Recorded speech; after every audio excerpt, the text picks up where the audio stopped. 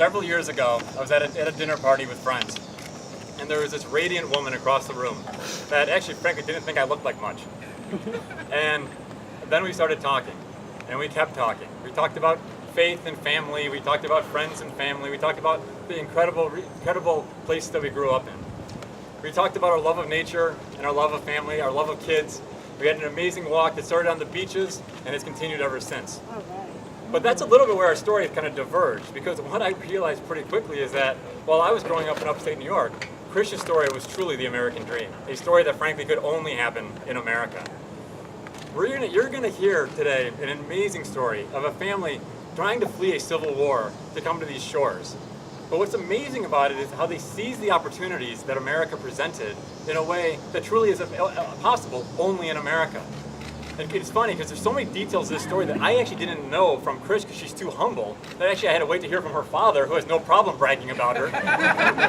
But this is a woman that from this small apartment was able to go to be valedictorian of her high school class, to somehow be captain of her tennis team, and at the same time graduate with a BS and a master's degree at Yale University at the same time.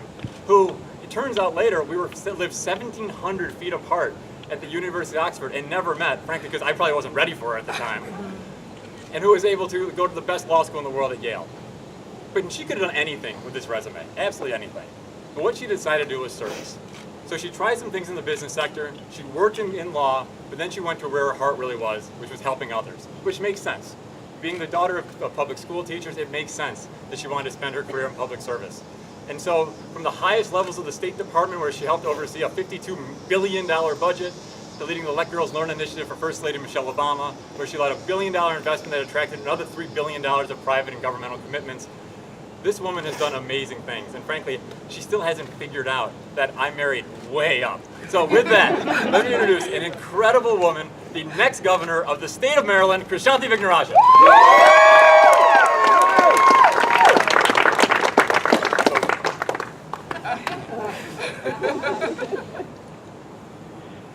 So I got to tell you, what is jarring about coming after Colin is not a husband introducing a wife.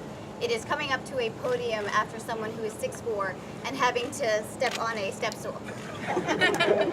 So Colin, I hope you know how much I love you, and not just on those days when you wax poetic about me to the whole wide world.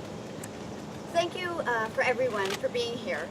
For those of you that I have not met yet, my name is Krishanti Vignarajah. When I was 9 months, my parents escaped a civil war halfway around the world and brought me and my brother to America. Through that door, beside me, in an apartment in the basement, is the very first home I ever knew. I took my first steps in there. I spoke my first words out here. For 5 years, we called that humble basement apartment home. My parents began and built a life here for us. It wasn't extravagant, but it was enough. Life was not easy for them, but it was nothing compared to the place from where they had fled. My parents came to this country with no jobs and $200 in their pockets because the circumstances of staying in Sri Lanka were unimaginable. By the time they fled, thousands had been killed.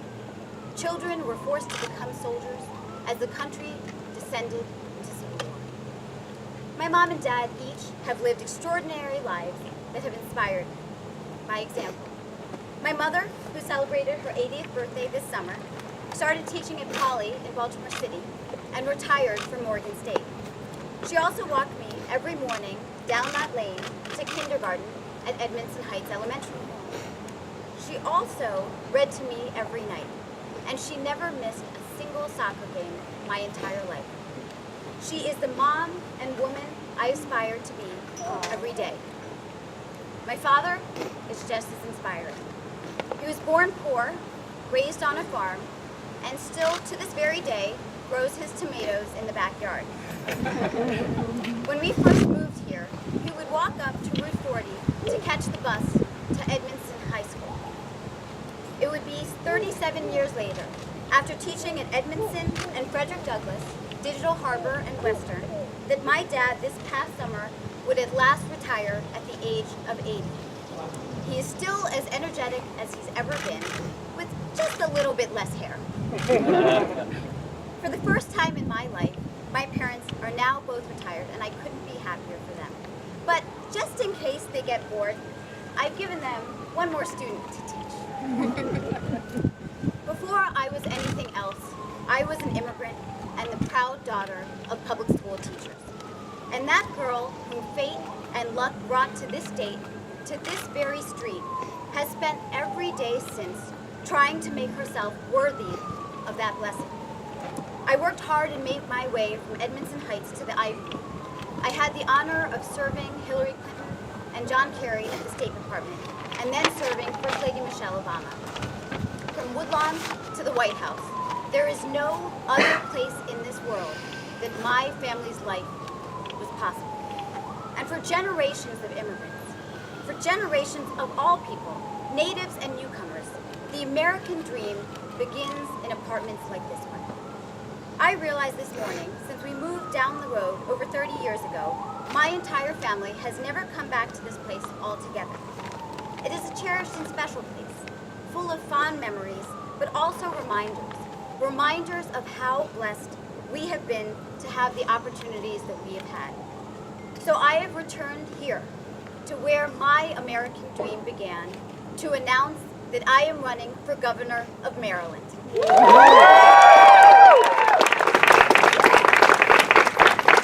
I'm running to make sure that every child, every family, every immigrant, every teacher and tradesman, every farmer and firefighter, every waitress and waterman, every mother and daughter, every father and son has the same chance to live the American dream in 2018 that my family had in 1980. And because my family's journey started here 37 years ago, I wanted to start my campaign here too. But our campaign will not just be about where we've been, but where we go from here. As I look into the eyes of my daughter, I cannot help but wonder if stories like ours would still be possible for the next generation. Had my parents fled a civil war today, would they still be welcome in Donald Trump's America? And had they come to Baltimore, would there still be the same opportunities in Maryland for them when the current governor stays silent when it matters most? Whether it is maintaining our climate change and Paris commitments, or preserving the Affordable Care Act, or addressing police reform in Baltimore, or defending funding for the NIH, NSF, Fort Detrick, or the Chesapeake Bay, or protecting Muslim rights, gay rights, immigrant rights, reproductive rights, workers' rights, dreamers' rights, when they are under siege, when what is taking place in Washington matters most for America, what we hear from Annapolis is silence. Despite all this, they say no man can beat Governor Hope. Well, I'm no man.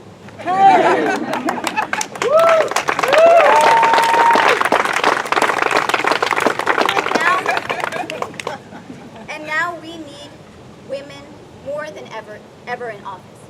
Right now in Maryland, we have no women in elected federal or statewide office.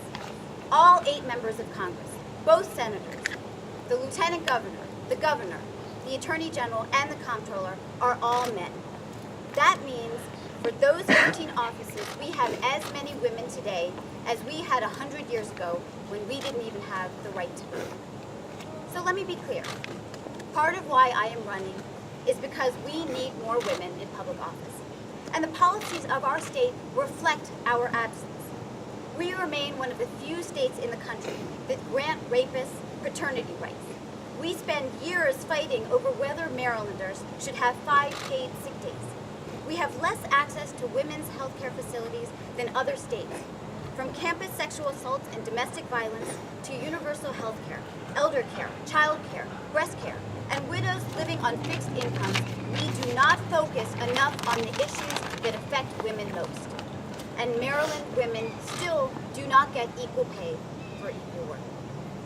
This is going to change when I am elected.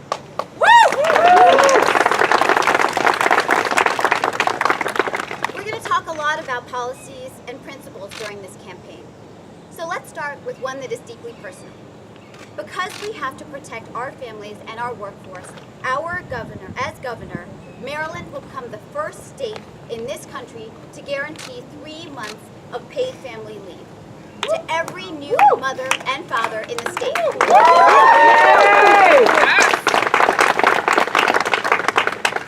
No mother or father should have to choose between caring for their child and putting food on the table. When parents stay home those critical first few months, babies develop healthier and more confident.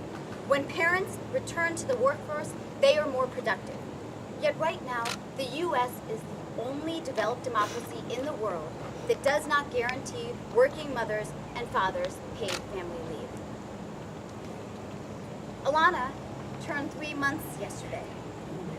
And after being with her these past 3 months, the most magical of my life, I'm back to work.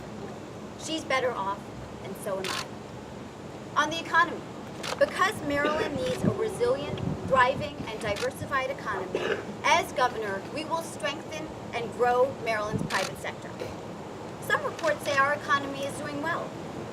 Maryland's unemployment rate is falling, but it's not falling as much as other parts of the country. Right now, our state's unemployment rate falls somewhere between 18th and 25th in the nation. Wages are down for most Maryland workers, and most new jobs pay less than the living wage. We're losing jobs in critical areas like manufacturing and information technology. And if we didn't have 300,000 federal jobs, we'd have the highest unemployment in the country. And those jobs are at risk with a president who wants to slash federal spending and has already killed projects like the FBI headquarters in Prince George's County.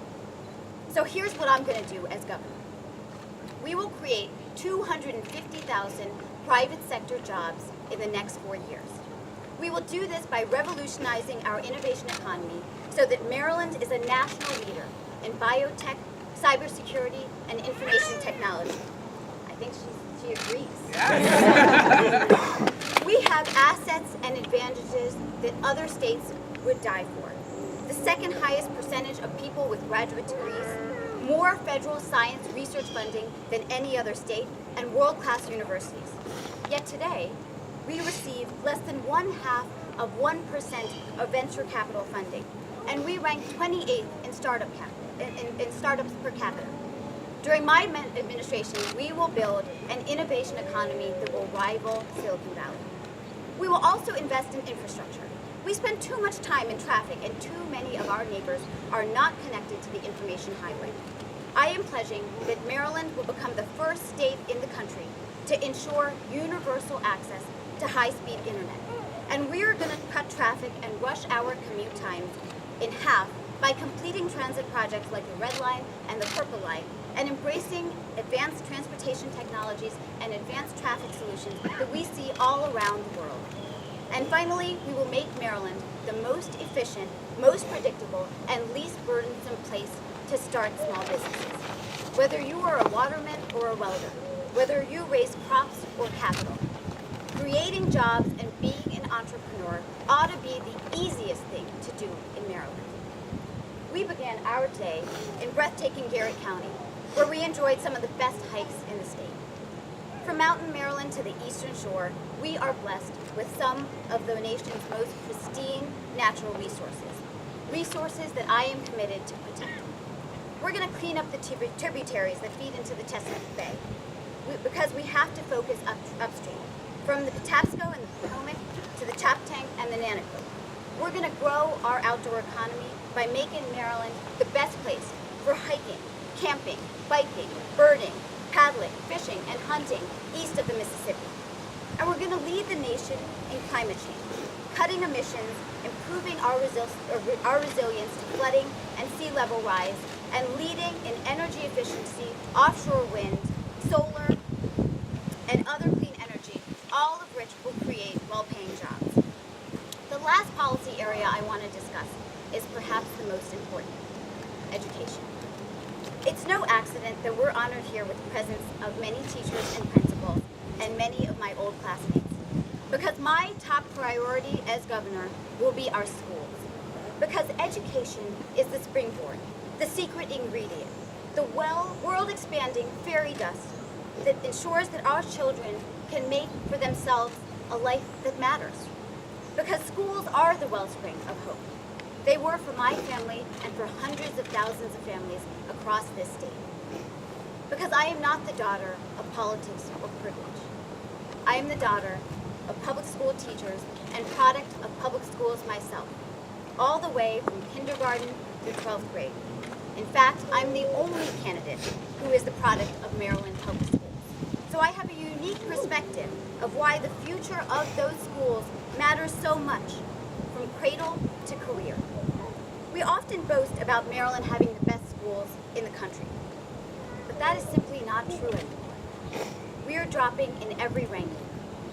Overall, over the past 3 years, we have dropped from 1st to 5th. In science, we have dropped below 25th for both 4th and 8th graders. For access to pre-K, we have dropped to 13th for 4-year-olds, 16th for 3-year-olds, and 33rd for overall state investment. So here's my pledge on education. Maryland will once more have the best schools in the country. Yes.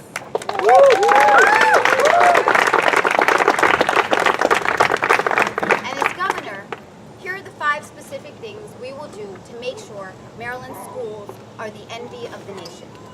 First, we will become the first state to achieve truly universal full-day pre-K. Right now, more than 1 in 3 Maryland 4-year-olds cannot start their educational journey, either because they cannot afford it or because there are simply not enough desks in the classroom. We will not only provide access, we will guarantee enough pre-K seats for every student in every corner of our state.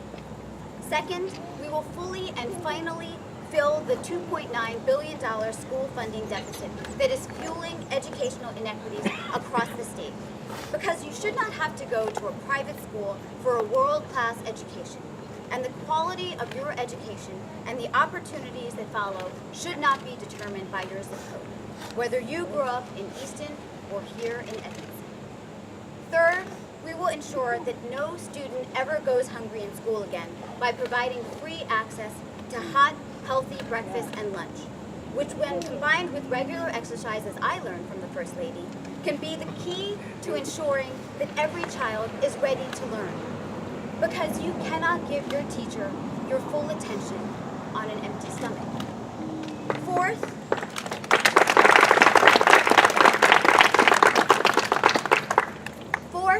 we will ensure every Marylander has the skills to compete by providing access to free technical and community college and free job retraining and apprentice programs. And we will make college and continuing and adult education programs more affordable for all by providing 1% state-provided student loans. Because no one should be making a profit off of student loans. Finally, we will fully implement next-generation science standards and fully fund science, technology, engineering, and math, not just in Maryland's high schools, but also in every elementary and middle school in the state. I studied molecular biology in college, but I didn't fall in love with science and math when I was 17. I fell in love with those subjects when I was 7. I want to harness the wonder that children feel towards the star above and the seas below and turn it into a lifelong love of science by ensuring that every child has world-class STEM facilities, teachers, and hands-on experiences. Let us create a world in which our children inherit schools where they learn the periodic table and the constellations above like we learned the alphabet. Where learning about Schrodinger's cat is as much a part of growing up as Cat in the Hat. I come before you as a new mother with a 3-month-old, just as my parents came to Maryland, to this very apartment, 37 years ago, with 2 infants in their arms, full of faith and hope. The day my parents arrived, this became their country, and Maryland became our home. Not just this apartment, but every part of it. You see, growing up, we couldn't afford to jet off to fancy places like Cleveland or Pittsburgh. We'd instead, for family vacations, pile into our slime green station wagon, and we'd hit the road. And that is how we are kicking off this campaign, with a 3-day road trip from Swallow Falls in Garrett County to Alana's first visit to the beach in Ocean City. for us, when we took those road trips as kids, we saw firsthand why we called Maryland America in miniature. And whether we headed out on I-70 or across the Bay Bridge, we got a glimpse of what makes America, America, of what makes Maryland, Maryland. What makes America, America, what defines and unites us, is this promise of a limitless horizon. This simple belief that if you work hard and you devote yourself and your family to your community, that you will have a chance to build for yourselves and your children the kind of future you yourself did not have. Through sweat and tears that I can only imagine, my parents did just that. My daughter will have a life that is easier because my own parents' lives were hard. And to me, that is the American dream.